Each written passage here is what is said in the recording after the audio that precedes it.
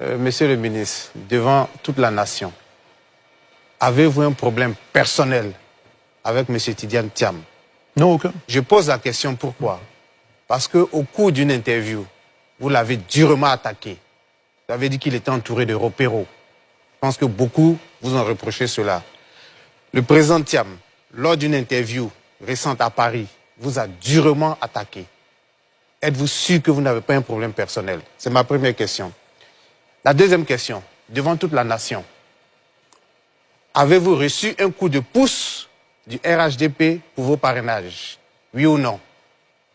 Et troisième question, comment jaugez-vous vos forces devant le mastodonte qu'est le président Alassane Ouattara pour cette campagne électorale? Alors, je vais vous dire, avec le président Thiam, je n'ai pas de problème personnel.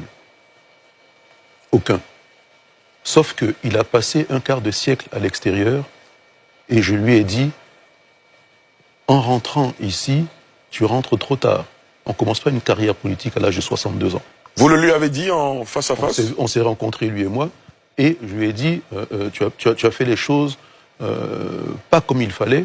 Hein, j'aurais préféré que tu rentres et qu'on puisse avoir un autre président de parti, avoir notre primaire et que le meilleur d'entre nous l'emporte et on se serait tous mis derrière celui qui aurait été choisi. Il m'a répondu, oui je sais, mais j'avais besoin de ça pour combler mon déficit de notoriété. Voilà. Donc, il a fait comme ça, bien qu'il n'en remplissait pas les conditions, ce que j'ai reproché moi au parti, attention. Donc dès le départ, il y avait des fautes. Hein, et on arrive à un stade, j'ai dit effectivement, c'était une émission sans réserve avec M. Ali Diarra-Souba, où j'ai dit, Ali Diarra-Souba m'a posé la question, oui mais même s'il ne connaît pas, il a des conseillers autour de lui, je dis on ne gère pas un pays par procuration. Et ce n'est pas en écoutant quelques repéros, pourquoi j'ai employé le terme? C'est un terme qui a fait des vagues, hein? Toutes les erreurs commises, et lui-même a fini par l'admettre, en disant, je leur ai demandé de ne pas faire ci, ça a été fait quand même. Voilà. Donc il m'a donné raison. J'ai pas été dur.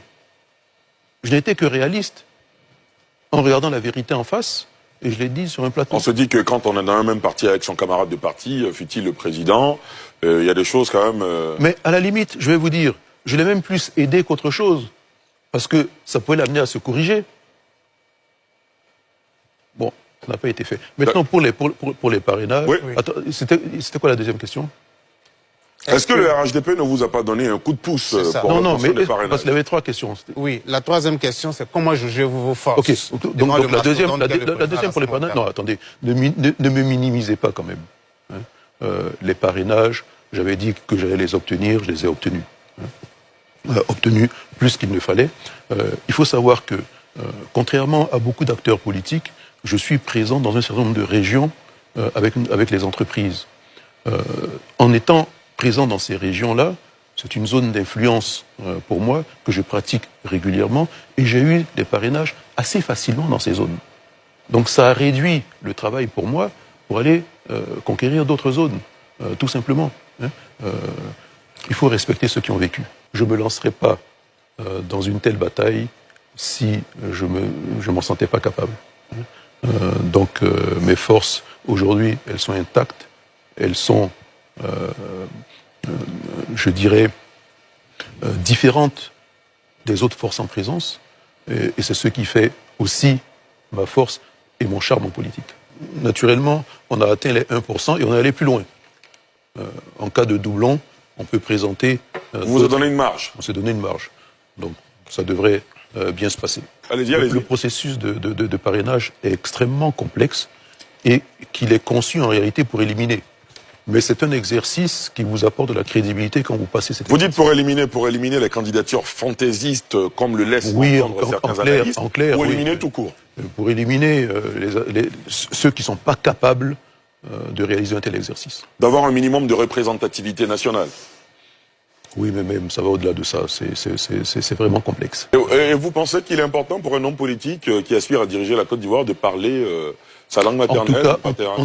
En tout cas, il faut la comprendre et ensuite, il faut avoir un ancrage local. C'est important. Hein. Vous ne pouvez pas dire je vais diriger la Côte d'Ivoire et vous venez de nulle part en Côte d'Ivoire. Très bien. Alamine Fofana? Monsieur le ministre, à vous entendre dans votre narratif, lorsque vous dites que le président Alassane Ouattara a un bilan défendable, vous aurez fait un plus s'il n'était pas candidat, parce que ça serait un candidat de taille de moins. Lorsque vous donnez l'information exclusive selon laquelle le président Thiam vous a dit qu'il cherchait à combler son déficit de notoriété lorsqu'il fait un cas de siècle en Occident, ce qu'il n'a jamais fait d'ailleurs, donc divulguer une information privée entre vous sur la place publique. Est-ce que vous n'entendez pas quelque part les personnes qui pensent que vous cherchez à plus crédibiliser la légitimité du scrutin que de vraiment vous poser comme une alternative de développement? Ça, c'est la première question. Pour revenir sur la deuxième question, c'est une question qui crée aussi polémique. Lorsque souvent on demande aux hommes politiques leur programme avant l'élection présidentielle, ils parlent souvent de temps. Le projet de gouvernance, c'est quelque chose qu'on ne peut pas voler, parce que c'est quelque chose qui est intrinsèquement lié à votre vision et votre lecture de l'aspiration générale des populations. Le projet de gouvernance, c'est une vision à long terme. Donc, est-ce qu'aujourd'hui, vous avez un calendrier a priori de communication où vous donnez des pistes de programmes de gouvernance, de politique publique que vous allez mener? Parce que clairement, la période des campagnes n'est pas suffisante pour pouvoir présenter de manière holistique ce que vous voulez faire de la Côte d'Ivoire. C'est cela, c'est-à-dire que nous, on s'attendait à ce que vous nous dites ce soir, écoutez, pour les jeunes, voilà ce que je vais faire. Pour les femmes, voilà ce que je vais faire, pour la santé, pour l'économie. D'abord, je ne vais pas le faire parce que le débat politique n'a pas complètement commencé.